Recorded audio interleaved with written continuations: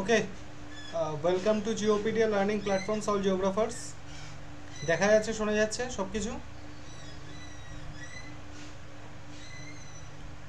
এখানে যারা নতুন আছো লাইভ স্ট্রিমিংয়ে ইউটিউবে তুমি কমেন্ট করতে পারবে না। তোমাদের যে হোয়াটসঅ্যাপ গ্রুপ রয়েছে সেখানে তোমরা কমেন্ট করে জানাও যে তোমরা সব কিছু দেখতে পাচ্ছ, শুনতে পাচ্ছ কিনা একবার কনফার্ম করো। সব কিছু দেখা যাচ্ছে, শোনা যাচ্ছে কিনা একবার কনফার্ম করো তোমরা।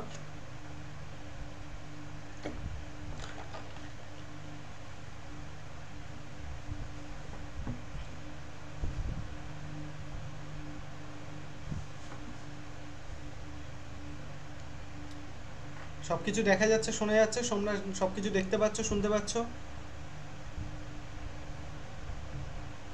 একবার কমেন্ট করে জানো সব কিছু দেখা যাচ্ছে, শোনা যাচ্ছে কিনা।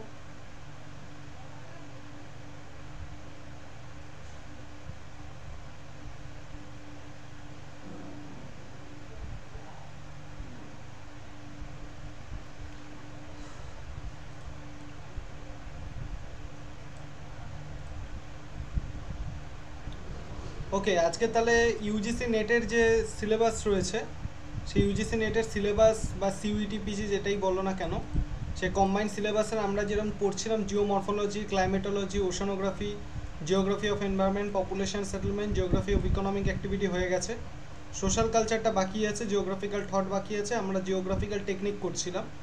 জিওগ্রাফি অফ ইন্ডিয়া এরপর কমপ্লিট করব, তারপর সোশ্যাল কালচার থট করে আমরা আবার জিওমরফোলজি থেকে ব্যাকে যাব। জিওমরফোলজি, ক্লাইমেটোলজি, ওশানোগ্রাফি, এনভায়রনমেন্ট করে পুরো সিলেবাসটাকে আমরা কমপ্লিট করব। ঠিক আছে, এটা হচ্ছে টোটাল 10টা ইউনিট। তোমার ইউজিসি নেটের পুরো সিলেবাস কিন্তু এখানে কভার হবে। ঠিক আছে, তো এখানে জিওমরফোলজি, ক্লাইমেটোলজি এগুলো অলরেডি আমরা 23-24-এর ব্যাচে যেটা চলছে সেটা কমপ্লিট হয়ে গেছে। তো তোমরা যেখান থেকে এটা শুরু করবে না কেন সেখান থেকেই তোমাদের যেহেতু সাইক্লিক ব্যাচ, তোমাদের সেখান থেকেই আবার সেটা কমপ্লিট হয়ে যাবে। ঠিক আছে, তো এখানে আমরা source of geography, information, data আমাদের পড়া হয়ে গেছে। স্পেশাল, নন স্পেশাল, আমাদের choropleth, isarithmic, dasymetric map, polychromatic flow map এগুলো পড়া হয়ে গেছে। Pie diagram, bar diagram, line graph, জিআইএসড, জিআইএস ডেটাবেসের মধ্যে আমরা রাস্টার জিআইএসটা আমাদের বাকি আছে। জিআইএসটা আমরা পড়বো। আমরা আপাতত রিমোট সেন্সিংটা শুরু করেছিলাম। ঠিক আছে, জিআইএস আমাদের বাকি আছে, এরপর আমরা জিআইএস পড়বো। তো রিমোট সেন্সিংয়ের মধ্যে basic of remote sensing, electromagnetic spectrum, sensor, platform, resolution, type, এগুলো সমস্ত কিছু আমরা কিন্তু পড়েছি। ঠিক আছে, আজকে রিমোট সেন্সিংটা আমরা শেষ করব। তারপর আমরা জিআইএস ধরবো, জিআইএসের পর জিপিএস ধরবো।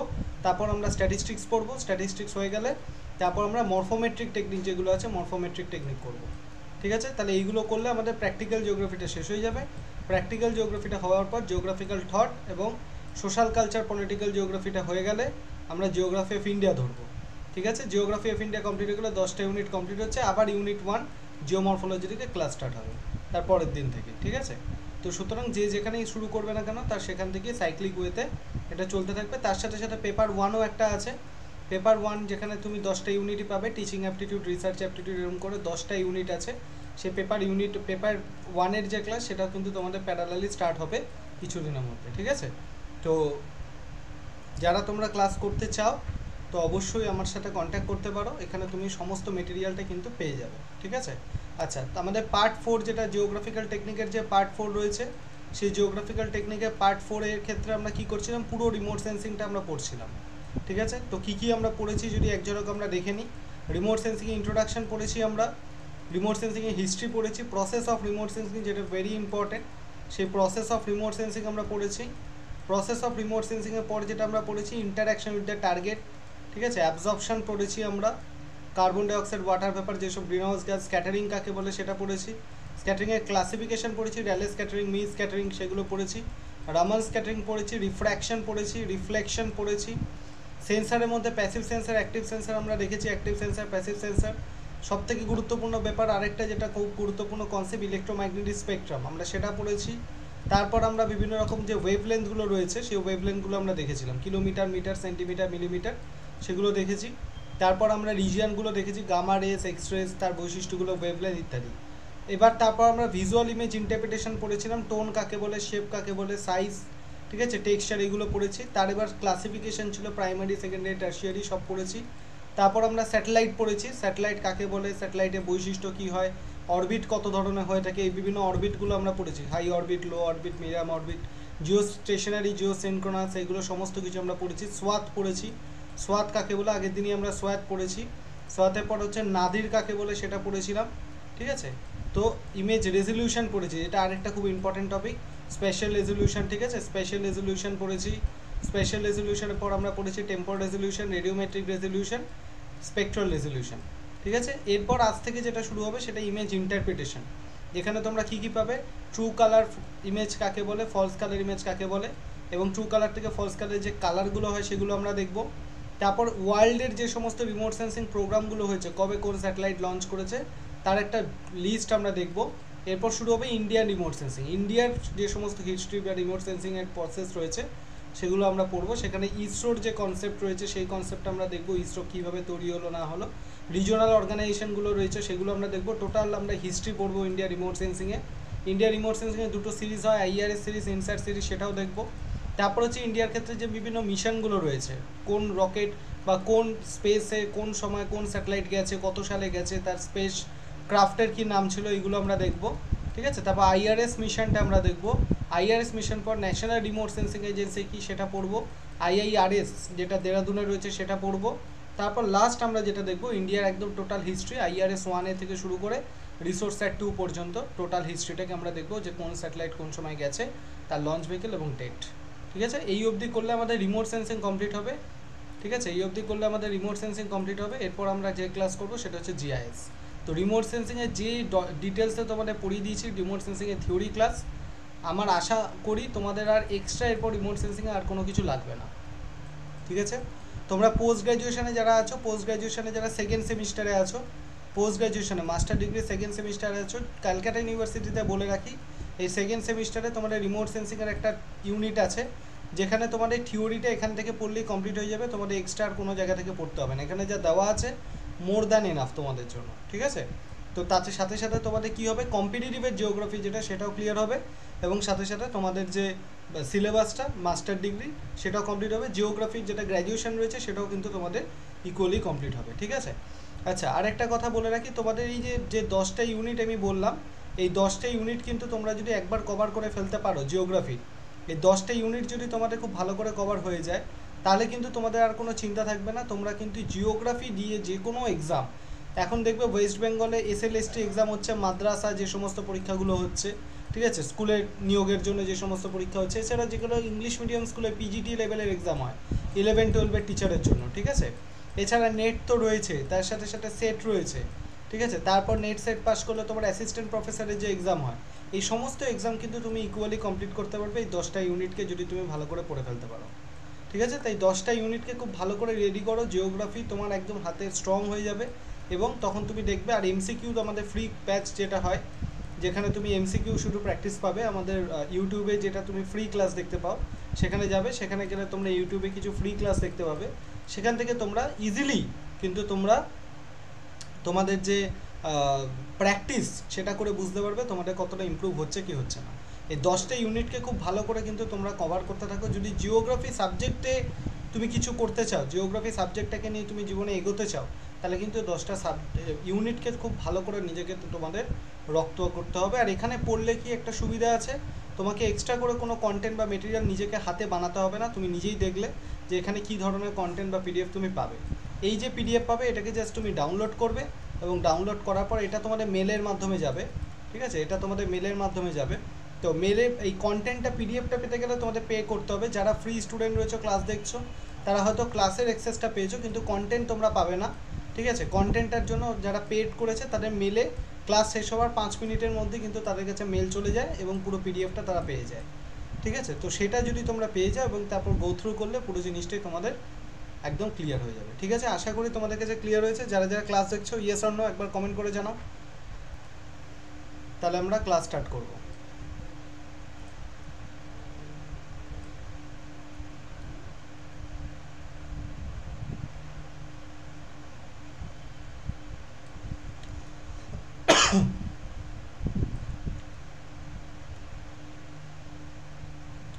ওকে, আজকে আমরা যেটা শুরু করব সেটা হচ্ছে ইমেজ ইন্টারপ্রিটেশন। তোমরা এর আগে অনেকবার ইমেজ ইন্টারপ্রিটেশন করেছো কম বেশি, যেখানে আমরা স্যাটেলাইট ইমেজ থেকে ফলস কালার ইমেজ থেকে ট্রু কালার ইমেজের মধ্যে তোমরা কনভার্ট করেছো, ঠিক আছে, ফলস কালার থেকে ট্রু কালার, ট্রু কালার থেকে ফলস কালার, ট্রু কালার থেকে ফলস কালার তোমরা করোনি, ম্যাক্সিমাম ফলস কালার থেকে এফসিসি মানে ফলস কালার কম্পোজিট থেকে তোমরা কি করেছো, ট্রু কালার কম্পোজিটে পরিবর্তন করেছো, ঠিক আছে। তো এই ফলস কালার কম্পোজিট কাকে বলছে এবং ট্রু কালার কম্পোজিট কাকে বলছে সেটা তোমাদের কিন্তু এখানে একটু ভালো করে দেখতে হবে, ঠিক আছে।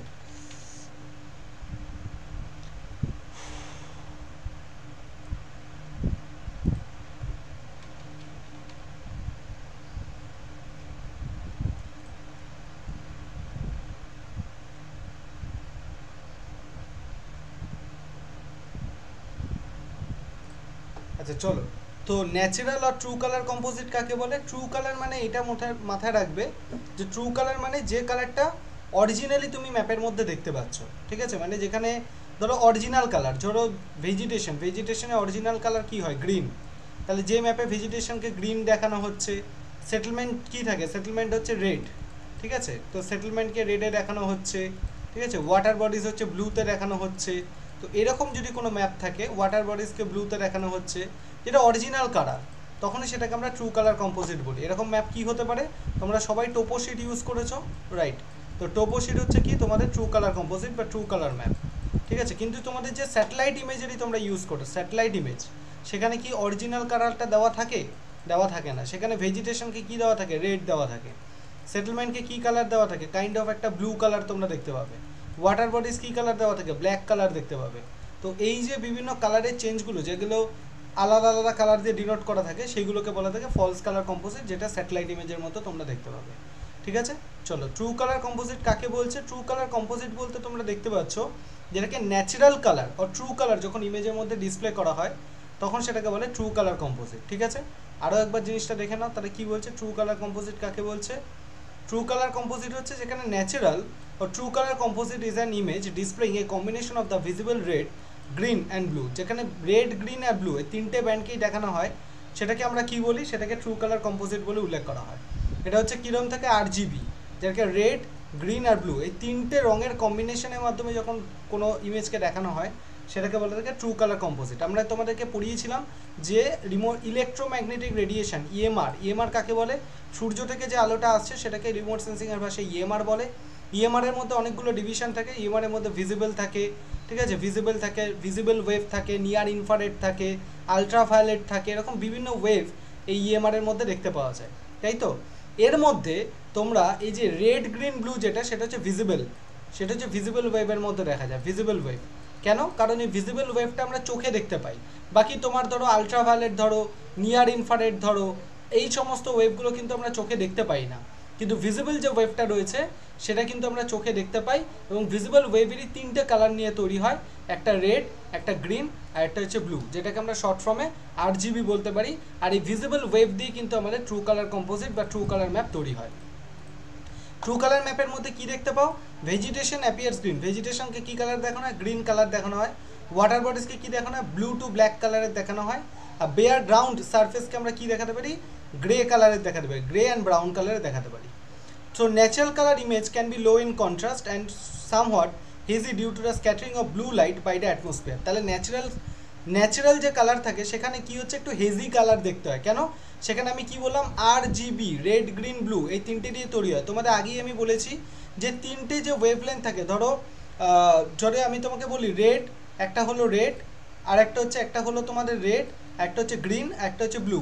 তোমাদের আগেই বলেছি রেডের কি হয়, ওয়েভলেন্থ অনেক বড়, বাট ব্লু এর ওয়েভলেন্থ কী হচ্ছে, ব্লু এর ওয়েভলেন্থ হচ্ছে ছোটো। তাহলে রেড কী হবে, রেড তুলনামূলকভাবে অনেক দূর পর্যন্ত পৌঁছাবে কিন্তু স্ক্যাটার হবে না, কিন্তু ব্লু কী হচ্ছে কম ডিস্টেন্স পর্যন্ত পৌঁছাবে কিন্তু কী হবে, চারিদিকে ছড়িয়ে যাবে, স্ক্যাটার হবে, ঠিক আছে। আর যেহেতু এই ট্রু কালার কম্পোজিট যেহেতু ব্লু কালার দিয়ে থাকছে, ব্লু কালার একটা কম্বিনেশন থাকছে, তো ব্লু কালারটা কী হয়ে যাবে, স্ক্যাটার হয়ে যায়, সেই জন্য ম্যাপটা কী হয়, একটু হেজি দেখতে হয়, ঠিক আছে। এবার আসি ফলস কালার। তাহলে কি বলছে, false colour, in this image colours have been assigned to the 3 different wavelength that our eye can not normally C.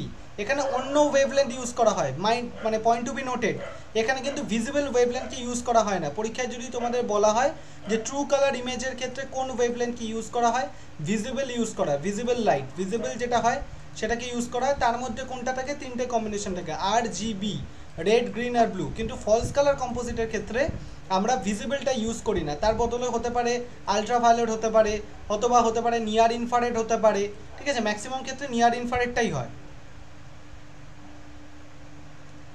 তো নিয়ার ইনফ্রারেড হতে পারে, তো এরকম বিভিন্ন কারণের জন্য হতে পারে, ঠিক আছে? ফলস কালার কম্পোজিট হচ্ছে নিয়ার ইনফ্রারেডটাই মেনলি ফলস কালার কম্পোজিটে ইউজ হয়, যেটা আমরা কি হচ্ছে খালি চোখে কিন্তু আমরা সেটাকে দেখতে পারি না।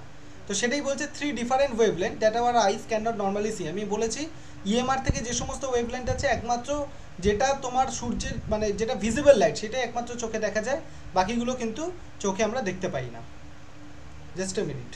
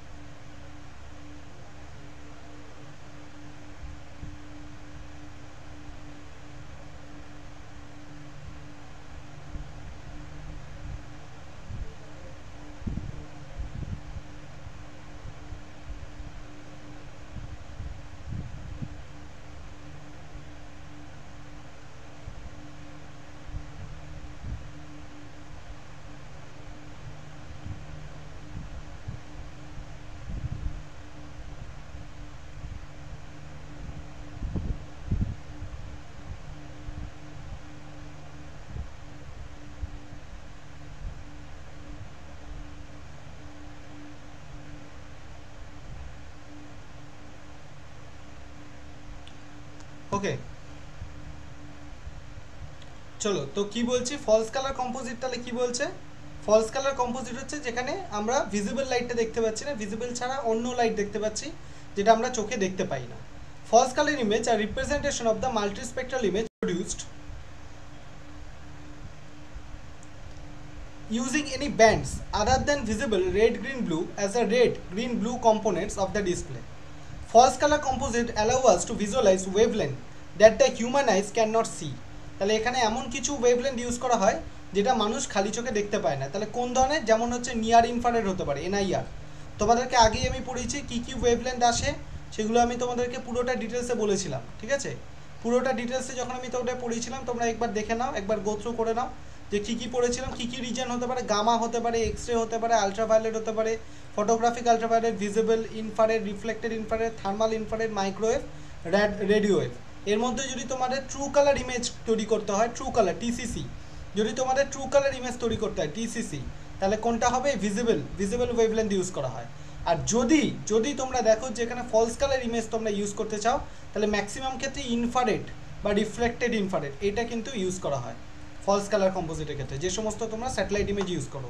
তাই পরীক্ষা অনেক সময় দিতে পারে যে স্যাটেলাইট ইমেজ ইউজ করার ক্ষেত্রে কোন ওয়েভলেন্থ ইউজ করা হয়, বা ধরো এরিয়াল ফটোগ্রাফি ইউজ করার ক্ষেত্রে কোন কী করা হয়, তখন কালার কি হচ্ছে, কালার তোমরা বলতে পারো কালার নিয়ার ইনফ্রারেড যে ব্যান্ড রয়েছে সেটাকে আমরা ইউজ করি, ঠিক আছে? কেউ আবার ভুল করে ভিজিবল ব্যান্ডটাকে করে দিও না, সেটা ট্রু কালারের ক্ষেত্রে হয়, সেটা কিন্তু কোনোভাবেই তোমার ফলস কালারের ক্ষেত্রে হবে না, ঠিক আছে? ওকে, চলো তো নেক্সট এবার আমরা ট্রু কালার ফলস কালার হয়ে গেছে, আশা করি তোমরা বুঝতে পেরেছো, একবার কমেন্ট করে জানিও। চলো তো নেক্সট আমরা পড়ি যে আর্থ সারফেসের যে সমস্ত ফিচার্স রয়েছে সেগুলোকে ফলস কালারে কী কালারের মাধ্যমে দেখানো হয়। তোমরা জানো এটা থেকে কিন্তু অনেক সময় পরীক্ষায় ইউজিসি নেটে কোশ্চেন এসেছে, তোমরা হয়তো ম্যাচিং করে তোমরা হয়তো দেখেছো, ঠিক আছে? যে পার্ট এ এবং পার্ট বি করে তোমরা কি করেছো, তোমরা কিন্তু ম্যাচিং করেছো, ঠিক আছে? তো এর মধ্যে যদি তোমরা দেখো পার্ট এ পার্ট বি করে যে ম্যাচিংটা তোমরা করেছো, তার মধ্যে কি বলছে যে আর্থ সারফেস ফিচার্সের মধ্যে যেটা হচ্ছে ট্রু আর্থ সারফেস ফিচার্সের মধ্যে আর ফলস কালার কম্পোজিট, এটাকে যদি তোমরা দেখো তাহলে তো এটাকে তোমরা যদি দেখো এরকমভাবে পরীক্ষায় কোশ্চেন দিয়েছে, একদিকে দিয়েছে কিছু ফিচার্স, অন্যদিকে যে ফলস কালার, এবার কোন কালার দিয়ে কোনটাকে দেখানো হয় সেটাকে ম্যাচিং করতে দিয়েছে। তাই জন্য এইগুলো কিন্তু জানা খুব ইম্পর্টেন্ট। যেমন যদি কোনো হেলদি ভেজিটেশন, ধরো স্যাটেলাইট ইমেজের কোনো হেলদি ভেজিটেশন রয়েছে বা কাল্টিভেটেড এরিয়াস রয়েছে, যেহেতু ভেজিটেশন রয়েছে সেই কারণের জন্য কী হবে, ব্রাউন টু রেড কালার। যদি ওয়াটার বডিজ দেখানো হয় কী কালার হবে, dark blue to black colour. Built up এরিয়াসকে হাই ডেন্সিটি, যেখানে প্রচুর ঘন বিল্ট আপ রয়েছে সেখানে কী দিয়ে দেখানো হয়, dark blue to bluish green কালারের দেখানো হয়। ওয়েস্টল্যান্ড অ্যান্ড রক আউটক্রপকে কী দিয়ে দেখানো হয়, লাইট ব্রাউন কালার দিয়ে দেখানো হয়। ক্রপেনল্যান্ডকে কী কালার দিয়ে দেখানো হয়, ব্রাইট রেড দিয়ে দেখানো হয়। ফ্যালোল্যান্ডকে কী দিয়ে দেখানো হয়, light blue to white. Water logged ওয়েটল্যান্ডকে কী দিয়ে দেখানো, মোটেল ব্ল্যাক, যেখানে জল থাকবে সেখানে ব্ল্যাক হয়ে যাবে। Built up area low density কী হচ্ছে, লাইট ব্লু, যেখানে built up area high density সেখানে হচ্ছে ডিপ ব্লু ডার্ক ব্লু, আর built up area low density মানে সেখানে হচ্ছে লাইট ব্লু। ঠিক আছে, চলো তো নেক্সট এবার আমরা দেখি ওয়ার্ল্ডের মধ্যে যে সমস্ত মানে প্রোগ্রামগুলো হয়েছে সেই প্রোগ্রামগুলো আমরা একবার দেখি। স্যাটেলাইট প্রোগ্রাম প্রথম হচ্ছে IRS-1A। এর আগেও কিন্তু অনেক ঘটনা ঘটেছে, এগুলো যেগুলো আমরা তোমাদেরকে আগে পড়িয়ে দিয়েছি। 1909 কিছু ঘটনা আমি পড়িয়েছি 1909, তারপর 1957, তারপর হচ্ছে 1958, 1957, 1958, তারপর হচ্ছে 1959। ঠিক আছে, এইসব ঘটনা তোমাদেরকে অলরেডি আমি পড়িয়ে দিয়েছি যে কোন সালে কি ঘটনা ঘটেছে। যেমন 1909-তে আমি বলেছিলাম যে প্রথম ক্যামেরা দিয়ে প্রথম কী দিয়ে ছবি তোলা হয়েছিল 1909-তে তোমাদের বলেছিলাম যে বেলুনের মাধ্যমে প্রথম ছবি তোলা হয়েছে। তারপর 1957-এ কি এরোপ্লেনের মাধ্যমে ছবি তোলা হয়েছে। ঠিক আছে, তো এরকমভাবে আমরা দেখেছিলাম যে কি কি পরিবর্তন হচ্ছে 1907, 1909, 1957, 1958, 1959। তারপর হচ্ছে ধরো 1958-তে তোমার হচ্ছে স্পুটনিক 1 বোধহয় গেছিলো, এরকম কিছু একটা ছিল। ঠিক আছে, 1 মিনিট দাঁড়ো, 1 মিনিট, আমি একটু ভুল বললাম বোধহয়, আমি তোমাদেরকে আগের দিন বোধহয় পড়িয়েছিলাম 1909-তে হচ্ছে, তাহলে কি বলছে 1909 ছিল 1909, 1957, 1958, ঠিক আছে 1958 আর 1959, 1959। ঠিক আছে, তাহলে 1909-তে প্রথম কি হয়েছিল তোমার বোধহয় ওই মোবাইল দিয়ে ছবি তোলা হয়েছিল, বোধহয় বেলুনের মাধ্যমে বোধহয় ছবি তোলা হয়েছিল। ঠিক আছে, তারপর 1957-তে তোমরা দেখেছিলে যে যেখানে প্রথম মানে USA প্রথম এই রাশিয়া প্রথম স্পুটনিক 1 স্যাটেলাইট পাঠিয়েছিল। 1958-তে তোমরা দেখেছিলে যে যেখানে তোমাদেরকে ওই পাঠানো হয়েছিল, ওই স্যাটেলাইটটার নাম বলো তোমরা একবার কমেন্ট করে জানাও, আমরা আগের দিন পড়েছিলাম ওই স্যাটেলাইটটা, যেখানে প্রথম স্যাটেলাইট পাঠানো হয়েছিল আমেরিকা যেটা পাঠিয়েছিল। ঠিক আছে, তারপরে যেটা হয়েছে যে 1959-এ আমেরিকা ফের একটা স্যাটেলাইট পাঠায়, যেখানে কি করা হয় USA, যেখানে প্রথম আর্থ সারফেসে ছবি তোলা হয়েছিল। 1958-এ যেটা পাঠানো হয় সেটা কিন্তু কোনো ছবি তোলা হয়নি, 1959-এ যেটা পাঠানো হয় সেটার মাধ্যমে কিন্তু ছবি পাঠানো হয়েছিল। ঠিক আছে, তো এই হচ্ছে আমরা একটা হিস্ট্রি মোটামুটি পড়েছিলাম। আর বাকি কিছু যে হিস্ট্রি যেগুলো থাকবে, হ্যাঁ 1959-এ যেটা থাকবে এক্সপ্লোরার 1, এক্সপ্লোরার। 1958-এ ছিল হচ্ছে এক্সপ্লোরার, 1958-এ কী ছিল এক্সপ্লোরার 1। ঠিক আছে, এক্সপ্লোরার 1 ছিল। আর 1959-এ কী ছিল এক্সপ্লোরার 6। ঠিক আছে, 1959-এ ছিল এক্সপ্লোরার 6, আর 1957-এ ছিল স্পুটনিক 1, যেটা রাশিয়া পাঠিয়েছিল স্পুটনিক 1। ঠিক আছে, স্পুটনিক 1 যেটা USSR, তখন তো রাশিয়া না USSR পাঠিয়েছিল। তো এরকম একটা হিস্ট্রি দেখেছিলাম। আরও কিছু বেসিক কিছু হিস্ট্রি আমাদের পড়তে হবে যেগুলো পরীক্ষার ক্ষেত্রে খুব ইম্পর্টেন্ট। সেরকম কি, যেমন ধরো তোমরা দেখে নাও যে IRS-1A মানে ইন্ডিয়ান রিমোট সেন্সিং স্যাটেলাইট। ঠিক আছে, তো IRS-1A কত সালে লঞ্চ, ইন্ডিয়ার স্যাটেলাইট লঞ্চ, হাইট কত, হাইট মানে গ্রাউন্ড সারফেস থেকে হাইট হচ্ছে 904। তাহলে 904 মানে তোমরা এটা বুঝে নিতে পারো কোন অরবিটে হতে পারে, এটা সানসিনক্রোনাস বা পোলার অরবিটে হতে পারে। কারণ সানসিনক্রোনাস বা পোলার অরবিটের যে স্যাটেলাইটগুলো তার হাইট হয় 300 থেকে 1000 কিলোমিটারের মধ্যে। ঠিক আছে, আর যেগুলো হচ্ছে তোমার জিও স্টেশন স্যাটেলাইট সেগুলো হাইট হয় 36,000 কিলোমিটার, 36,000 কিলোমিটারের মধ্যে। তো অবভিয়াসলি যেগুলো 36,000 দেখবে সেগুলো জানবে জিও স্টেশনারি, আর যেগুলো পোলার অরবিটে দেখবে সেগুলো হচ্ছে 300 থেকে 1000-এর মধ্যে। পোলার অরবিট হচ্ছে ল্যান্ড কভারের জন্য বা রিসোর্স মনিটরিংয়ের জন্য ইউজ করা হয়, আর জিও স্টেশনারি স্যাটেলাইট হচ্ছে টেলিকমিউনিকেশনের ক্ষেত্রে ইউজ হয়, যেগুলো আমরা ডিটেলসে পড়ে নিয়েছি আগে। তো IRS-1 ইন্ডিয়াতে হাইট হচ্ছে 904, ইয়ার হচ্ছে 17ই মার্চ 1988। ওশানস্যাট স্যাটেলাইট IRS-P4 ইন্ডিয়াতে হয়েছিল, হাইট হচ্ছে 720, 26শে মে 1999। নেক্সট হচ্ছে রিসোর্স স্যাট IRS-P6 যেটা ইন্ডিয়াতে হয়েছিল, হাইট হচ্ছে 817 কিলোমিটার, 15ই অক্টোবর 2023-এ হয়েছে। কার্টোস্যাট IRS-P5 যেটা ইন্ডিয়াতে হয়েছে, হাইট হচ্ছে 618 কিলোমিটার, 5ই মে 2005-এ হয়েছে। ল্যান্ডস্যাট হচ্ছে US-এর, 705 কিলোমিটার উচ্চতায় রয়েছে, 23শে জুলাই 1972 সালে এটাকে লঞ্চ করানো হয়। ঠিক আছে, 1972। এগুলো সব তোমাদের মনে রাখতে হবে, হাইট, কবে লঞ্চ হয়েছে সব কিছু। জিও স্টেশন স্যাটেলাইট US-এর ছিল, এটা দেখো 35,786, তার মানে জিও স্টেশন স্যাটেলাইট, 17ই অক্টোবর 1975। ইকোনোস US-এর ছিল 681, 24শে সেপ্টেম্বর 1999। স্পট কোথায়, ফ্রান্সে, 822 কিলোমিটার উচ্চতায় ছিল, 21শে ফেব্রুয়ারি 1986-এ এটাকে লঞ্চ করানো হয়। এনভিস্যাট ছিল ইউরোপিয়ান ইউনিয়ন, 800 কিলোমিটার উচ্চতা ছিল, 1 মার্চ 2002-তে ছিল। মেটোস্যাট এটা আরেকটা জিও স্টেশন স্যাটেলাইট যেটা ইউরোপিয়ান ইউনিয়নে ছিল, 36,000 কিলোমিটার, তাহলে ইউরোপের জিওস্টেশন স্যাটেলাইটের নাম হচ্ছে মেটোস্যাট, আর ইউএসএর জিওস্টেশন স্যাটেলাইটের নাম হচ্ছে জিওইএস। আচ্ছা, মেটোস্যাট কবে লঞ্চ হয়? 23শে নভেম্বর 1977। আর রেসোর্স ইউএসএসআর রাশিয়ার ছিল, হাইট হচ্ছে 566 কিলোমিটার, ইয়ার হচ্ছে 1980। ঠিক আছে, এই হচ্ছে তোমার ওয়ার্ল্ডের রিমোট সেন্সিং প্রোগ্রাম। এবার আমরা স্পেসিফিক্যালি ইন্ডিয়ার যে সমস্ত প্রোগ্রামগুলো এসছে সেগুলো আমরা পড়বো। এই অবধি বোঝা গেছে? Yes or no? এই অবধি বোঝা গেছে? একবার সবাই কমেন্ট করে জানাও ইয়েস অর নো।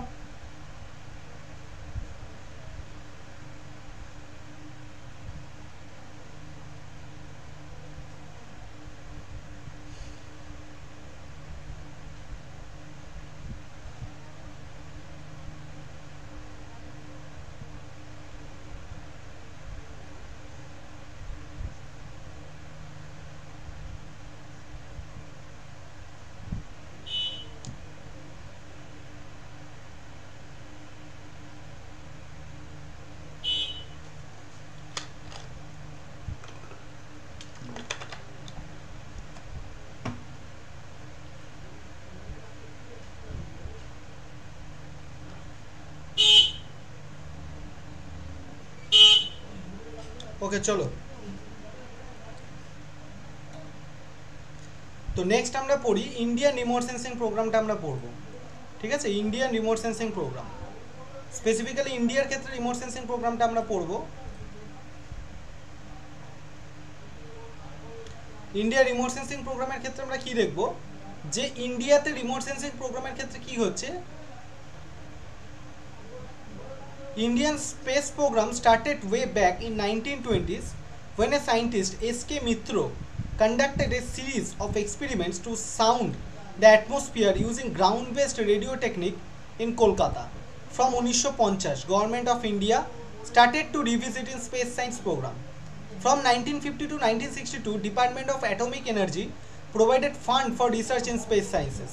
ঠিক আছে, তাহলে এটা তোমরা খুব ভালো করে জানবে যে 1950 থেকে 1962 সালের মধ্যে 1950 to 1960 department of atomic energy provided funds for research in space sciences. ঠিক আছে, তাহলে 1950 থেকে 1962 সালের মধ্যে আমাদের যে গভর্নমেন্ট অফ ইন্ডিয়া ছিল সে কী করেছিল, ডিপার্টমেন্ট অফ অ্যাটমিক এনার্জি মানে যে ডিপার্টমেন্ট নাম ছিল, তারা স্পেস সায়েন্সে যাতে স্পেস নিয়ে আরও বেশি কাজকর্ম করা যায় বা আরও বেশি বিষয়টাকে এগিয়ে নিয়ে যায় তার জন্য তারা ফান্ডিং প্রোভাইড করেছিল। ঠিক আছে, নেক্সট কী বলছে, for the development and formulation of Indian space program, ইন্ডিয়াতে যেটা স্পেস প্রোগ্রাম তৈরি হয় সেই জন্য গভর্নমেন্ট অফ ইন্ডিয়া প্রথম তৈরি করেছে ইনকসপার। এই নামটা সবাই মনে রাখবে, আজকের নাম হচ্ছে ইসরো, সে প্রথমে সেটার নাম দেওয়া হয়েছিল কি ইনকসপার, INCOSPAR, ইনকসপার in 1962 under the leadership of visionary doctor Vikram Sarabhai.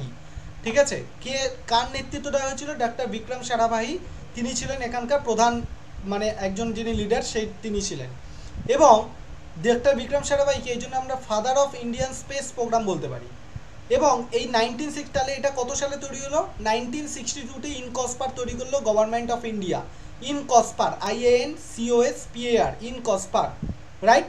এবং 1963তে INCOSPAR took decision to set up Thumba equatorial rocket launching station, মানে শুধুমাত্র স্পেস প্রোগ্রাম চালালে তো হবে না, তাকে সেই স্পেসের যে রকেটগুলো রয়েছে সেগুলোকে লঞ্চ করতে হবে।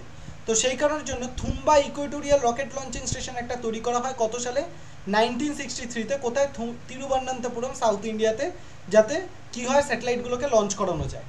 আফটার দ্যাট 1972, তাহলে 62তে এইভাবে মনে রাখো, 62তে কী তৈরি হলো, 62তে তোমার তৈরি হলো INCOSPAR, Indian national committee for the space research, দিয়ে 1963তে তৈরি হলো সেই স্পেসগুলোকে লঞ্চ করার জন্য TERLS, Thumba equatorial rocket launching station, যেটা থুম্বাতে, তিরুবনন্তপুরম, সাউথ ইন্ডিয়াতে হয়েছিল। এইভাবে তোমরা যদি জিনিসগুলোকে ধরে ধরে পড়ো, এই যে পড়াটা বাকিদের থেকে তোমাকে অনেক বেশি এগিয়ে রাখবে এবং মনে রাখতেও সুবিধা করবে।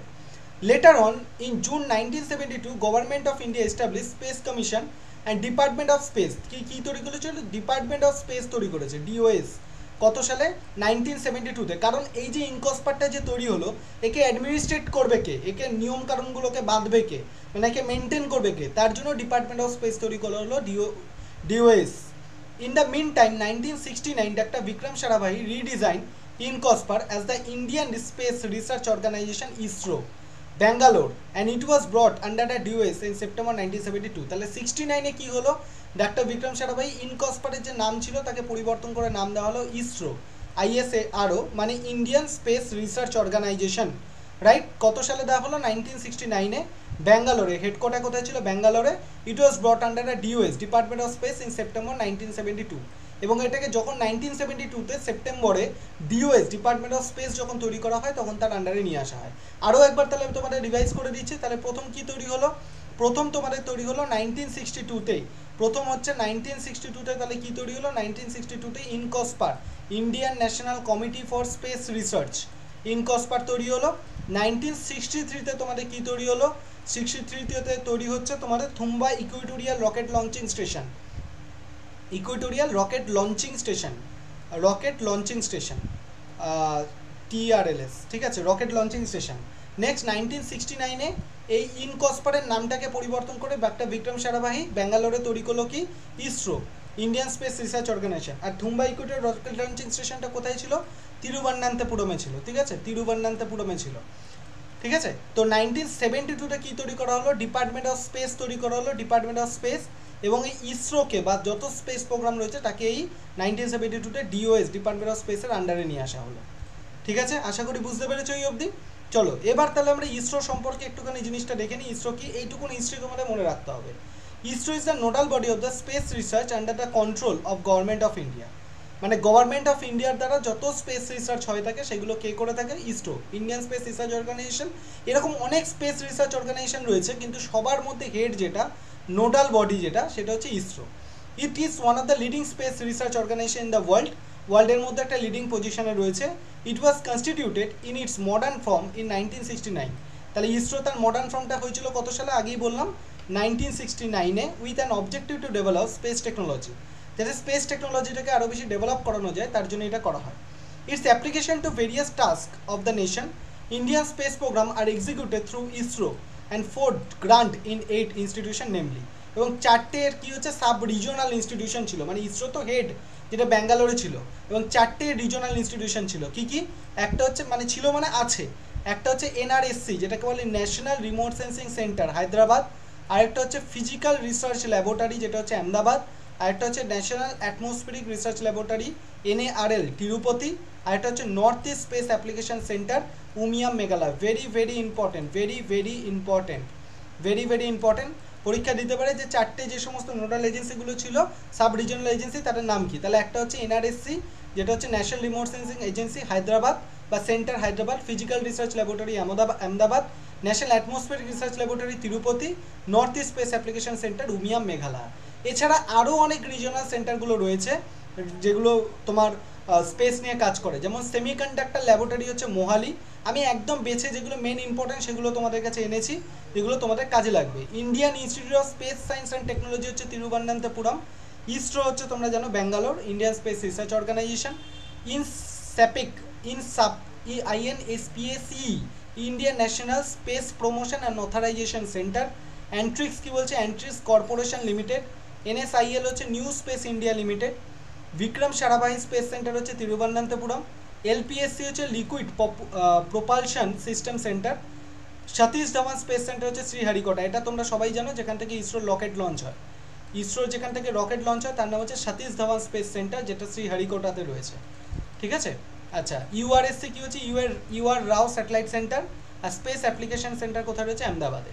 ভেরি ভেরি ইম্পর্টেন্ট, এই এজেন্সিগুলো থেকে কিন্তু পরীক্ষা খুব কোশ্চেন দেয়, ঠিক আছে। চলো নেক্সট, এবার নেক্সট তাহলে আরও কিছু হিস্ট্রিতে আমরা ঢুকবো। তার আগে বলো এই অবধি তোমার কাছে ক্লিয়ার হয়েছে কিনা, ইয়েস অর নো?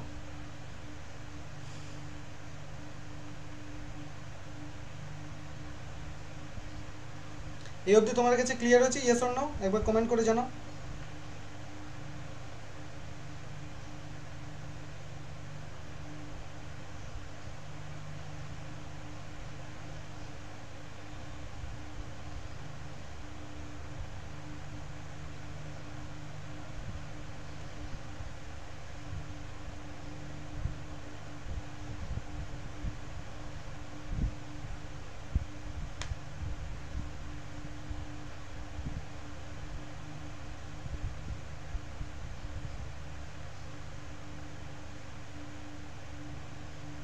ওকে, চলো তো নেক্সট এবার তাহলে আমরা পড়ি। নেক্সট হচ্ছে বিষয়গুলো আমরা যদি দেখি, তো নেক্সট কি হচ্ছে, এবার তখন ইন্ডিয়ার তো বিভিন্ন স্পেস স্টেশনগুলো তৈরি হলো যেখানে তারা রিসার্চ করবে, তা তৈরি হওয়ার পর তারা কাজ কি করলো সেটা এবার আমরা দেখব, যে বিভিন্ন কাজগুলো তারা কি করলো সেগুলোকে এবার আমরা দেখবো এক এক করে।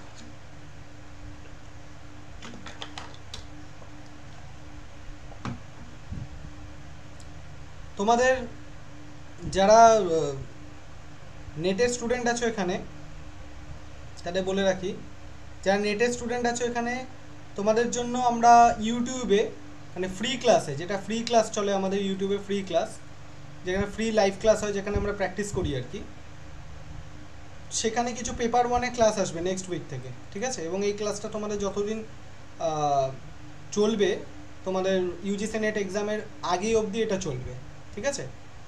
তো এটা তোমাদের নেক্সট উইক থেকে স্টার্ট হবে, যেখানে তোমাদের বিভিন্ন থিওরিগুলো, টিচিং অ্যাপটিটিউড, রিসার্চ অ্যাপটিটিউড, ওগুলোকে তোমাদের ডিটেলসে পড়ানো হবে, ঠিক আছে?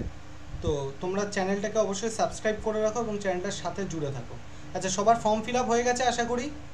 ইউজিসি নেটের ফর্ম ফিল আপ সবার হয়ে গেছে? একবার কনফার্ম করো তোমরা সবাই, কারণ ডেট কিন্তু বেশি দিন নেই, বোধহয় 20 তারিখ অবধি ডেট আছে, মে মাসের 20 তারিখ অবধি লাস্ট ডেট, আর পরীক্ষার ডেট হচ্ছে 16 জুন, 16 জুন হচ্ছে পরীক্ষা, সানডে, ঠিক আছে? ফর্ম ফিল আপ হয়ে গেছে সবার? একবার কনফার্ম করে জানিও যারা নেটের স্টুডেন্ট আছো।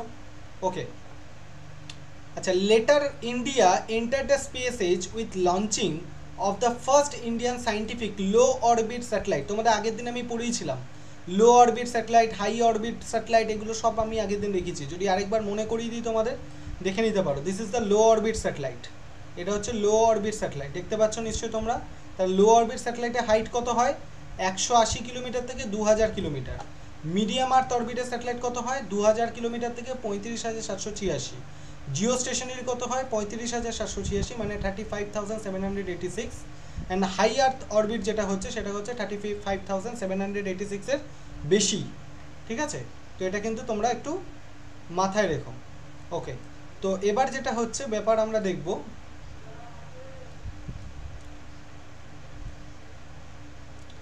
তো বিষয়টা এবার আমরা যেটা দেখব সেটা কি বলছে,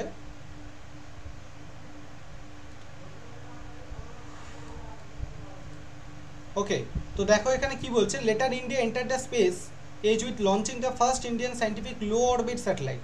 ইন্ডিয়া প্রথম লো অরবিট স্যাটেলাইট লঞ্চ করলো, যার নাম হচ্ছে আর্যভট্ট, ইন এপ্রিল 1975। এবং তার যে লঞ্চ, মানে স্যাটেলাইটকে পাঠাতে গেলে তো একটা মানে তার মানে, যেমন তুমি ধরো আজকে এক জায়গা থেকে এক জায়গায় যাবে, তোমার তো একটা ট্রান্সপোর্ট মিডিয়াম দরকার, তেমনি লঞ্চ ভেহিকেল থাকা দরকার যেটার মধ্যে করে স্যাটেলাইটকে নিয়ে যাওয়া হবে। এই যে ধরো একটা স্যাটেলাইটকে নিয়ে যাওয়ার জন্য এই যে ধরো লঞ্চ ভেহিকেল ইউজ করা হচ্ছে, ঠিক আছে? এই যে ধরো নিচে লঞ্চ ভেহিকেল ইউজ করা হচ্ছে, এই লঞ্চ ভেহিকেলের মধ্যে হয়তো স্যাটেলাইট তোমার রয়েছে, ঠিক আছে? তো এই লঞ্চ ভেহিকেলটা কিন্তু ইন্ডিয়া তখনও আবিষ্কার করতে পারেনি, সেই জন্য সোভিয়েত ইউনিয়ন, মানে যেসব সোভিয়েত ইউনিয়ন মানে তোমরা নিশ্চয়ই জানো, সোভিয়েত ইউনিয়ন মানে হচ্ছে রাশিয়া এবং তার আশেপাশে যে সমস্ত কান্ট্রিগুলো রয়েছে সিআইএস কান্ট্রি, সেগুলোকে সব নিয়ে আগে নাম হতো ইউএসএসআর, ঠিক আছে? পরে যখন রাশিয়া আলাদা হয়ে গেল এবং এই কান্ট্রিগুলো আলাদা হয়ে গেল, তখন নাম হয়ে গেল রাশিয়া, আলাদা নাম হয়ে গেল, রাশিয়া আলাদা হয়ে গেল, আর এই সমস্ত দেশগুলোকে একসাথে বলা থাকে CIS country, Commonwealth of independent states, ঠিক আছে? তো সোভিয়েত ইউনিয়ন কি হয়েছে তখন, সোভিয়েত ইউনিয়ন মানে রাশিয়া সেই সময় কি করছে, রাশিয়া সেই সময় কসমস 3M লঞ্চ ভেহিকেলটা ইন্ডিয়াকে দিয়েছিল 1975-এ। কি হয়েছে, আর্যভট্টকে লঞ্চ করার জন্য স্যাটেলাইটে। তাহলে 1970-তে তোমরা কি দেখলে, 1970 ডিপার্টমেন্ট অফ স্পেস তৈরি হয়ে ইন্ডিয়া প্রথম স্পেস প্রোগ্রাম করা শুরু করলো এবং 75-এই সে তার প্রথম স্যাটেলাইট 5 বছরের মাথায় লঞ্চ করে দিল আর্যভট্ট কসমস 3M স্যাটেলাইটের মাধ্যমে। এরপর ভাস্কর 1কে লঞ্চ করেছিল 1979-এ, ভাস্কর 2কে লঞ্চ করেছিল 1981-এ, ঠিক আছে? এরপর India first 3 access establish geo stationary telecommunication satellite APPLE. তোমাদের একটা সেটের এক্সামে না কোথাও আমি দেখেছিলাম যে ইন্ডিয়া প্রথম টেলিকমিউনিকেশন স্যাটেলাইটে বা জিও স্টেশনারি স্যাটেলাইটের নাম কি?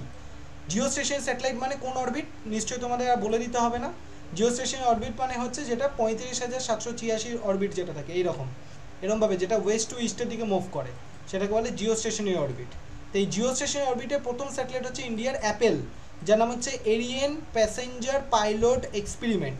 এটা কত সালে লঞ্চ হয়েছিল? 1981-এ। এরপর ইন্ডিয়া একটা স্যাটেলাইট লঞ্চ করে সাইট বলে, যেটা হচ্ছে স্যাটেলাইট ইনস্ট্রাকশনাল টেলিভিশন এক্সপেরিমেন্ট। এটা অ্যাকচুয়ালি নাসা এবং ইসরোর হচ্ছে একটা জয়েন্ট প্রজেক্ট, যেটা 1975-এ লঞ্চ করেছিল। তাহলে এইগুলোকে যদি একবার সাজিয়ে নাও, কি হচ্ছে, 1975-এ কসমস 3M লঞ্চ করে, মানে আর্যভট্ট লঞ্চ করেছিল with the help of Cosmos 3M Soviet ইউনিয়নে। ঠিক আছে। 1975-এ আরও একটা কাজ করেছিল, সাইটকে লঞ্চ করেছিল, satellite instructional television experiment. Next 79-এ হচ্ছে ভাস্কর 1কে লঞ্চ করা হয়, এবং 81-এ কি হচ্ছে অ্যাপেল মানে এরিয়ান প্যাসেঞ্জার পাইলট এক্সপেরিমেন্ট আর ভাস্কর 2 এর দুটোকে লঞ্চ করানো হয়। ঠিক আছে, এইগুলো একটু তোমরা মনে রাখবে। এতক্ষণ পর্যন্ত ইন্ডিয়ার কিন্তু নিজস্ব কোনো স্পেস ভেহিকেল ছিল না, মানে স্যাটেলাইট তো লঞ্চ করছে কিন্তু নিজস্ব কোনো স্পেসকে স্যাটেলাইটকে নিয়ে যাওয়ার জন্য যে লঞ্চ ভেহিকেল সেটা কিন্তু তখনও পর্যন্ত আবিষ্কার হয়নি। নিয়ে যাওয়ার জন্য যে প্রথম লঞ্চ ভেহিকেল সেটা এলো কি রোহিণী স্যাটেলাইট। রোহিণী স্যাটেলাইট যখন লঞ্চ হলো, যেটা হচ্ছে RS-1, সেটার সময় ইন্ডিয়াতে প্রথম লঞ্চ ভেহিকেল এলো যার নাম হচ্ছে SLV-3। ঠিক আছে, কত সালে এটা? 1980 সালে। 1980-তে ঘটনা। এই ঘটনাটা যখন ঘটলো, মানে রোহিণী স্যাটেলাইটকে যখন ইন্ডিয়ার নিজস্ব লঞ্চ ভেহিকেলের মাধ্যমে পাঠালো, তখন ইন্ডিয়া কী হয়ে গেল? 7 নেশন, 7 নম্বর দেশে পরিণত হয়ে গেল। This made India the 7th nation in the globe to achieve the capability to launch a satellite. Indian satellite launch vehicle SLV-3 was used to launch Rohini satellite RS-1 and RSD-1 in 1980-1981. তাহলে রোহিণী স্যাটেলাইটের দুটো part ছিল, একটা RS-1 আর একটা হচ্ছে RSD-1, এবং এই দুটো স্যাটেলাইটে লঞ্চ করার জন্য যে লঞ্চ ভেহিকেলটা ইউজ করে সেটা হচ্ছে SLV-3। কত সালে লঞ্চ হয়? একটা 1980-তে আর একটা হচ্ছে 1981-এ, রাইট? সো ভেরি ইম্পর্টেন্ট, এইটুকুন ইনফরমেশান তোমাদের জানতে হবে। তাহলে আরও একবার যদি তোমাদেরকে রিভিশন করাই, তাহলে কি বললাম? 1975-এ হচ্ছে আর্যভট্টকে লঞ্চ করলো। 1975-এ আরও একটা লঞ্চ করলো, সেটা কি হচ্ছে? 1975-এ আরও একটা যেটা লঞ্চ হলো সেটা হচ্ছে তোমাদের ইন্ডিয়া এবং নাসার যে জয়েন্ট প্রজেক্ট, সেটা হচ্ছে SITE, satellite instruction television experiment. 1980-তে যেটা লঞ্চ করলো সেটা কি? 1980-তে হচ্ছে তোমার এসে গেল, যেটা 1979-এ যেটা এলো সেটা হচ্ছে ভাস্কর 1। আর 1981-এ এসে গেল প্রথম geo station satellite Ariane passenger pilot experiment APPLE, আর একটা হচ্ছে ভাস্কর 2। ঠিক আছে, তারপর 1980-তে রোহিণী স্যাটেলাইট যেটা লঞ্চ হলো নিজস্ব লঞ্চ ভেহিকেলের মাধ্যমে। ওকে, এইটুকুন তোমাদের একটু মনে রাখতে হবে। নেক্সট হচ্ছে ইন্ডিয়াতে দু ধরনের লঞ্চ মানে স্যাটেলাইট প্রোগ্রাম হয়, একটা IRS সিরিজ, একটা হচ্ছে ইনস্যাট সিরিজ। IRS আর ইনস্যাট মানে কোনটা হচ্ছে? যদি তোমরা দেখো এরকম পোলার অরবিটে যে স্যাটেলাইটগুলো লঞ্চ করে সেগুলোকে বলা IRS সিরিজ, আর এরকমভাবে জিও স্টেশনারি অরবিটে যেগুলো লঞ্চ করে সেগুলো হচ্ছে ইনস্যাট সিরিজ। ঠিক আছে, তাহলে পোলার অরবিটে যেগুলো লঞ্চ করে সেগুলো হচ্ছে IRS সিরিজ, আর জিও স্টেশনারি অরবিটে যেগুলো লঞ্চ করে সেগুলো হচ্ছে ইনস্যাট সিরিজ। মনে থাকলো? চলো, তো IRS সিরিজের কাজ হচ্ছে কি? পোলার অরবিট স্যাটেলাইটের যেটা কাজ, রিসোর্সকে মনিটরিং করা, ম্যানেজমেন্ট করা। আর ইনস্যাট সিরিজের কাজ যেটা তোমরা জানো, টেলিকমিউনিকেশনের জন্য আমরা ইউজ করতে পারি, right? So IRS series of satellite are in polar orbit, আর ইনস্যাট সিরিজ কোথা থেকে? Geo stationary orbit. তাহলে এবার তোমরা সবাই জানো যে IRS সিরিজে, ধরো এই IRS অরবিটে আমি যদি কোনো একটা স্যাটেলাইটকে লঞ্চ করতে চাই, তাহলে কি হচ্ছে? আমাকে যে লঞ্চ ভেহিকেলটা বা স্পেস ক্রাফটটা আমাকে ইউজ করতে হবে তার নাম হচ্ছে PSLV, polar satellite launch vehicle. আর ইনস্যাট সিরিজের যদি আমি কোনো স্যাটেলাইটকে লঞ্চ করতে চাই, তাহলে আমি যে লঞ্চ ভেহিকেলটা ইউজ করবো তার নাম হচ্ছে GSLV, geo stationary launch vehicle. মনে থাকবে? তাহলে IRS সিরিজে যদি কোনো স্যাটেলাইটকে লঞ্চ করা হয়, তাহলে যে লঞ্চ ভেহিকেলটা মানে ইউজ করা হয় তার নাম হচ্ছে PSLV, polar satellite launch vehicle. আর ইনস্যাট সিরিজের যে মানে স্যাটেলাইট লঞ্চ করা হয় তার জন্য যে স্পেসক্রাফটটা ইউজ করা হয় তার নাম হচ্ছে GSLV, geo stationary launch vehicle. Okay, এই অবধি নিশ্চয়ই তোমাদের কাছে ক্লিয়ার হয়েছে আশা করছি। ঠিক আছে, অনেকটা বড় আছে, এটা কালকে কমপ্লিট হবে, আজকে এটা পুরো কমপ্লিট হবে না।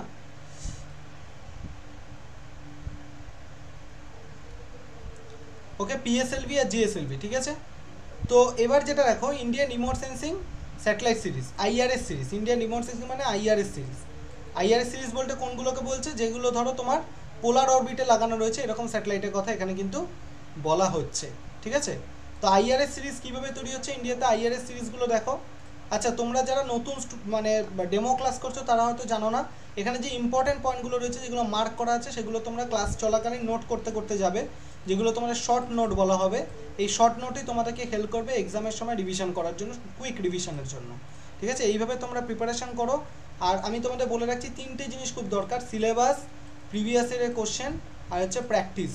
এই 3টেকে খুব ভালো করে ব্যালেন্স করে করো, প্রতিদিন মেনটেন করে, তোমরা সাকসেস কেউ আটকাতে পারবে না। কিন্তু তোমরা সিলেবাসটাকে 100% তোমাদের কমপ্লিট করতেই হবে।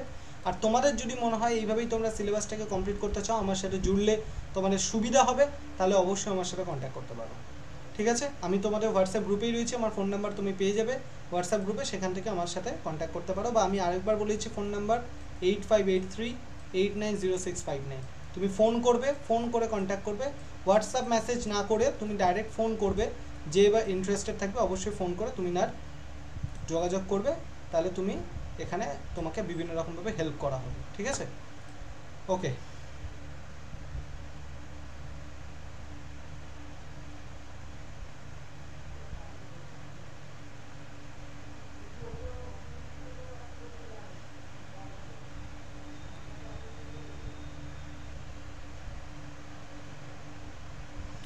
চলো তাহলে কি বলছি, India remote sensing satellite series যেটা রয়েছে, বলছি ISRO has started developing indigenous Indian remote sensing satellite series. This is named as Indian remote sensing satellite series. তাহলে ওই পোলার অরবিটে যে সমস্ত স্যাটেলাইটগুলো লাগানো হয় সেগুলোকে বলে Indian remote sensing satellite series. It is an series of earth observation. এর প্রধান কাজ হচ্ছে আর্থকে অবজার্ভ করা, মানে কোথায় ল্যান্ড ইউজ ল্যান্ড কভারে কী চেঞ্জ হয়েছে, ওয়াটার বডিজে কী চেঞ্জ হয়েছে, সেটেলমেন্টের কী চেঞ্জ হয়েছে, এই সবগুলোকে আমরা আইআরএস সিরিজের মাধ্যমে দেখি। আচ্ছা, তোমাদের আরেকটা জিনিস একটুখানি বলে রাখি, ক্লিয়ার করে রাখি, জানো তোমরা জানো, তবু একবার বলে রাখি, পোলার অরবিটে যে স্যাটেলাইটগুলো রয়েছে সেগুলো কিন্তু তার যে টেম্পোরাল রেজলিউশন হয়, মানে খুব তাড়াতাড়ি কিন্তু এক জায়গা থেকে এক জায়গায় মুভ করে, ধরো এখান থেকে স্টার্ট করলো, খুব তাড়াতাড়ি এক জায়গা থেকে এক জায়গায় চলে আসবে। কিন্তু যে জিও স্টেশন অরবিটের স্যাটেলাইটগুলো রয়েছে সেগুলো এখান থেকে পৌঁছে আবার এখানে আসতে সময় কিন্তু বেশি লাগবে। সেই জন্য পোলার অরবিটের স্যাটেলাইটগুলো দিয়ে তুমি দেখবে ল্যান্ড ইউজ ল্যান্ড কভারে খুব ফ্রিকোয়েন্ট চেঞ্জ, কত তাড়াতাড়ি ধরো একটা ওয়াটার বডিজ চেঞ্জ হচ্ছে, একটা বিভিন্ন ফিচার্স চেঞ্জ হচ্ছে, সেটা তুমি আইডেন্টিফাই করতে পারবে। যেমন ধরো এটা যদি চেঞ্জ হতে ধরো 5 দিন অন্তর অন্তর আসে, 5 ডেজ, এটা ধরো আসবে হচ্ছে 30 দিন অন্তর অন্তর, 30 ডেজ। তাহলে এই জিও স্টেশনে অরবিটে যদি তুমি এখন ল্যান্ড ইউজ ল্যান্ড কভারকে দেখতে যাও, ধরো একটা ওয়াটার বডিজের চেঞ্জ তুমি 30 দিন অন্তর অন্তর দেখতে পাবে। কিন্তু পোলার অরবিটে যদি তুমি ল্যান্ড ইউজ ল্যান্ড কভারকে দেখো, তাহলে 5 দিন অন্তর অন্তর তার চেঞ্জটা দেখতে পাবে। তো ভেরি প্রমিনেন্ট হচ্ছে পোলার অরবিটে লাগানোটা। সেই জন্যই যত রিমোট সেন্সিং স্যাটেলাইট রয়েছে সেগুলোকে পোলার অরবিটে, আর যত টেলিকমিউনিকেশন স্যাটেলাইট রয়েছে সেগুলো জিও স্টেশনারি অরবিটে লাগানো হয়, ঠিক আছে? এটা ইসরো তৈরি করেছে। হচ্ছে চলো, তারপর কি বলছে, IRS system collect data from the earth surface. Earth সারফেসের ডেটা কালেক্ট করা হয়, মানে কোথায় ল্যান্ড সারফেস কী রয়েছে, কত ধরনের তার প্রিসিশন কত রয়েছে, ঠিক আছে, এই ধরনের ডেটাগুলোকে কালেক্ট করা হয়।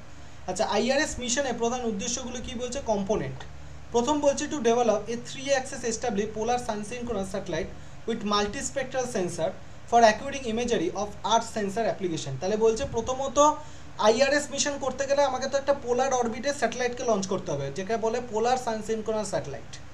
নেক্সট কী করতে হবে, to establish ground base system for reception, recording and processing of multispectral data. মানে আরেকবার তোমাকে যদি একবার ভালো করে দেখাই, তাহলে কী কী প্রসেস হতে পারে। প্রথম হচ্ছে তোমাকে এই পোলার অরবিটের স্যাটেলাইটকে লঞ্চ করতে হবে। এবার স্যাটেলাইট যে ডেটাগুলো পাঠাবে সেগুলোর জন্য আর্থ সারফেসের মধ্যে কী হতে হবে, একটা র্যাডার বসাতে হবে যেটা এই ডেটাগুলোকে ক্যাচ করতে পারে। নেক্সট কী করতে হবে, নেক্সট হচ্ছে to use IRS data along with information obtain from other sources for serving A managing of resources. এবার যে ডেটাগুলো পেলাম সেগুলোকে আমি কম্পিউটারাইজ করে কী করবো, ম্যাপ বানাবো, এবং তার ভিতরে আমি প্ল্যানিং করবো কোথায় কী দরকার না দরকার, সেই অনুযায়ী আমি সেগুলোকে ইউজ করবো, ঠিক আছে? India has successfully launched 18 remote sensing satellite series. তাহলে ইন্ডিয়াতে আইআরএস সিরিজে কতগুলো স্যাটেলাইট লঞ্চ করানো আছে, 18টা। এই আইআরএস মিশন মানে ইন্ডিয়াতে পোলার অরবিটে যে স্যাটেলাইট সিরিজ চালু হয়েছে, আইআরএস সিরিজ কবে থেকে চালু হয়েছে, 1988 থেকে, 1988-এ। এবং প্রথম যে স্যাটেলাইটটা হয়েছিল তার নাম হচ্ছে IRS-1A, যেটা লঞ্চ হয় কত সালে, 1988-এ, ঠিক আছে? তো এই আইআরএস যেটা দেখলে, IRS-1A 1988 থেকে প্রথম আইআরএস মিশন চালু হয়। এবং এই আইআরএস স্যাটেলাইটগুলো যেগুলো রয়েছে তার হাইট কত, এই যে আইআরএস স্যাটেলাইটগুলো যদি আমি দেখি, আর্থ সারফেস থেকে হাইট কত, আর্থ সারফেস থেকে হাইট হচ্ছে 904 কিলোমিটার, যেটাকে সানসিনক্রোনাস অরবিট আমরা বলতে পারি। আচ্ছা, এই যে স্যাটেলাইটটা লঞ্চ করানো হয় কোথা থেকে, IRS-1A যে স্যাটেলাইটটা ছিল, আচ্ছা এরপরে IRS-1 পর আরেকটা স্যাটেলাইট লঞ্চ করানো হয়, IRS-1B, যেটা 1991, একটা 1988 আর একটা হচ্ছে 1991, 1991। আর সানসিনক্রোনাস স্যাটেলাইট যেটা হচ্ছে তার হাইট কত, 904 কিলোমিটার হাইট, আর এর অ্যাঙ্গেল কত, 99 ডিগ্রি ইনক্লাইনেশন, ঠিক আছে? আর্থের অ্যাক্সিসের সাথে 99 ডিগ্রি অ্যাঙ্গেলে থাকে। আর এটা কোথা থেকে লঞ্চ করা হয়েছিল, সোভিয়েত কসমোড্রোম বাইকনুর, মানে ইন্ডিয়া থেকে লঞ্চ করানো হয়নি কিন্তু, কোথা থেকে, সোভিয়েত ইউনিয়ন, মানে সেই ইউএসএসআর থেকে লঞ্চ করানো হয়েছে। এটা কিন্তু পরীক্ষায় ইম্পর্টেন্ট, যে IRS-1 যে সমস্ত স্যাটেলাইটগুলো রয়েছে, ইন্ডিয়ান রিমোট সেন্সিং স্যাটেলাইট, যেটা প্রথম 1988 সালে লঞ্চ করানো হয়েছিল, সেটা কোথা থেকে লঞ্চ করানো হয়েছিল, ভারতবর্ষ থেকে কিন্তু করানো হয়নি, ইন্ডিয়া থেকে হয়নি, সোভিয়েত কসমোড্রোম বাইকনুর থেকে লঞ্চ করানো হয়েছিল। নেক্সট হচ্ছে IRS-1A এবং IRS-2B had two type of cameras known as linear imaging cell scanning sensor, যেটা হচ্ছে LIS-1 and LIS-2। তোমরা যে LIS-1 LIS-2 যে LIS-3 ইউজ করো, তাহলে IRS-1 প্রথম যে IRS স্যাটেলাইটটা পাঠানো হয় তার জন্য যে ক্যামেরাটা ইউজ করা হয়েছিল সেই স্যাটেলাইটের মধ্যে তার নাম ছিল LIS-1, এবং তারপর 1988 পর 1991 যে স্যাটেলাইটটা গেল IRS-2B, তার স্যাটেলাইট হচ্ছে IRS-2, এই LIS-2 linear imaging self scanning sensor 2। এবার দেখে নাও এর ফিচার্সগুলো কী থাকে। IRS-1A আর 1-2 মানে 1A এবং 2B দুটোরই টেম্পোরাল রেজলিউশন কত 22 দিন, মানে একটা জায়গা থেকে আরেকটা জায়গায় পৌঁছাতে, মানে এই জায়গা থেকে আবার এই জায়গায় ঘুরে আসতে লাগে হচ্ছে 22 দিন, 22 ডেজ। আচ্ছা, IRS-1 এর স্পেশাল রেজলিউশন কত 72 মিটার, মানে কত মিটার এরিয়া কভার করছে 72 মিটার এরিয়া কভার করছে, ঠিক আছে। আর IRS-2B কত মিটার এরিয়া কভার করছে, সরি 1B কত করছে 36 মিটার স্পেশাল রেজলিউশন। এবার তোমরা বলো যে IRS, আমি রেজলিউশন পড়ানোর সময় বলেছিলাম যে একটা 72 মিটার এরিয়া কভার করছে, একটা 36 মিটার এরিয়া কভার করছে, তাহলে IRS-1A না 1B কার স্পেশাল রেজলিউশন ভালো হয় এটা তোমরা বলো। আচ্ছা, IRS-1A হচ্ছে 148 কিলোমিটার এরিয়া কভার করছে, স্বাভাবিকভাবে স্পেশাল রেজলিউশন বেশি মানে সোয়াতও বেশি হবে।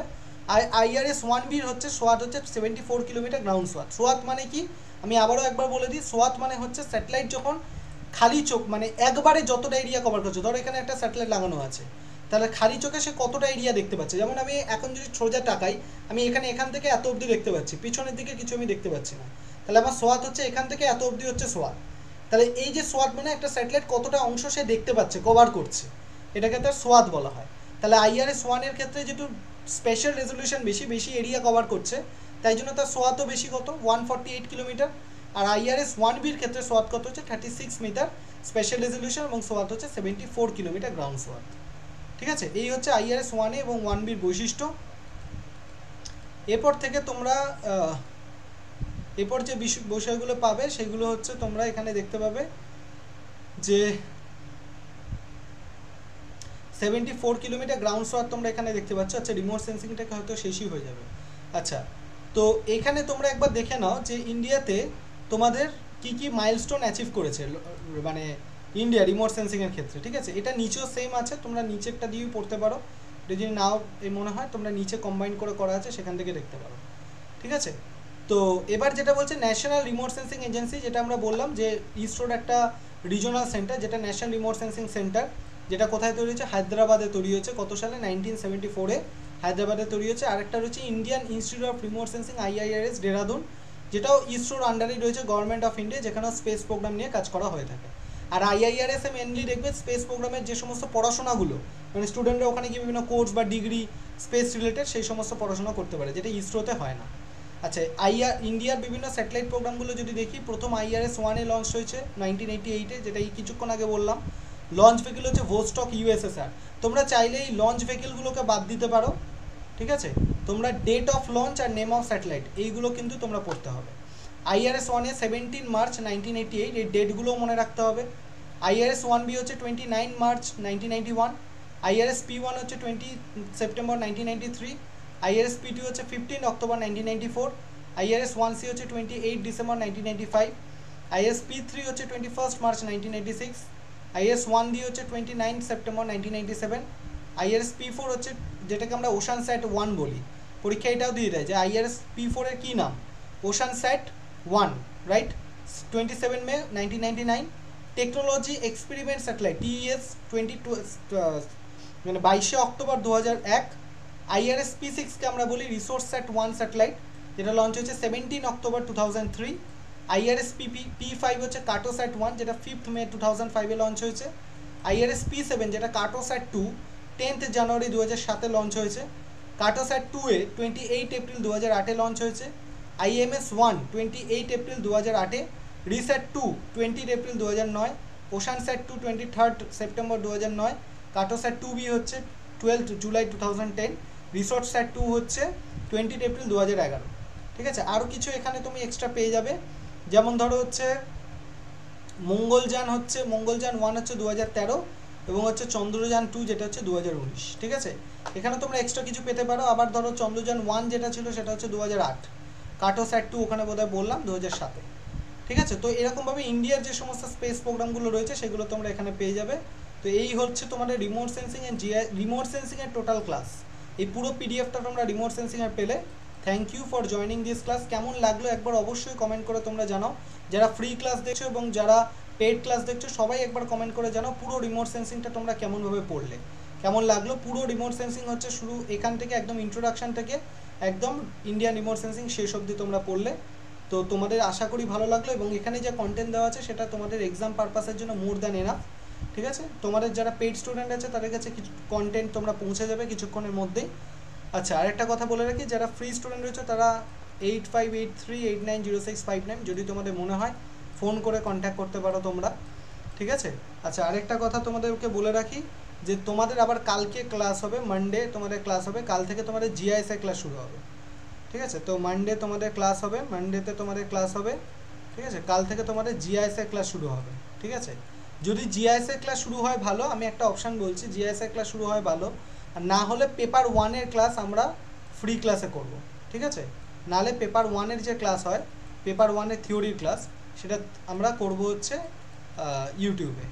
ঠিক আছে, হয় তোমরা পেপার ওয়ান ইউটিউবে পাবে, না হয় জিএসএ ক্লাস পাবে, যেটাই হোক না কেন তোমাদের কালকে ক্লাস পাবে। তো তোমরা যারা ফ্রি ক্লাস দেখছো, যদি পেপার ওয়ানে ক্লাস হয় সেটা কমপ্লিটলি ফ্রি হবে, আর যদি জিআইএস হয় তাহলে সেটা পেড ব্যাচে হবে। ঠিক আছে, তো যেটাই হোক না কেন তোমাদের সিলেবাসটা কমপ্লিট করা নিয়ে কথা, সেটাই তোমাদের হেল্প হবে। এবং তোমরা যারা স্টুডেন্ট রয়েছো তোমরা যদি চাও কন্ট্যাক্ট করতে পারো, এবং তোমাদের কেমন লাগলো পড়া অবশ্যই তোমরা কমেন্ট করে ফিডব্যাক দিয়ে জানাও। এবং তোমাদের যে গ্রুপের লিঙ্ক দিয়েছি যেটা তোমরা ফ্রি স্টুডেন্টরা অ্যাক্সেস করতে পারবে ক্লাস, তো তোমরা ওই গ্রুপের লিঙ্কটা তোমরা দাও, হোয়াটসঅ্যাপ গ্রুপে জয়েন করো। তোমাদের মাঝে মধ্যে এরকম ডেমো ক্লাস তোমাদের দেওয়া হবে, যাতে তোমরা বুঝতে পারো আমাদের পেড ক্লাস কেমন হয় এবং কীভাবে পড়ানো হয়। ঠিক আছে, চলো, থ্যাংক ইউ সবাইকে, প্রচুর প্র্যাকটিস করতে থাকো, রিভিশন করতে থাকো, দেখা হচ্ছে কালকে, চলো বাই, টাটা।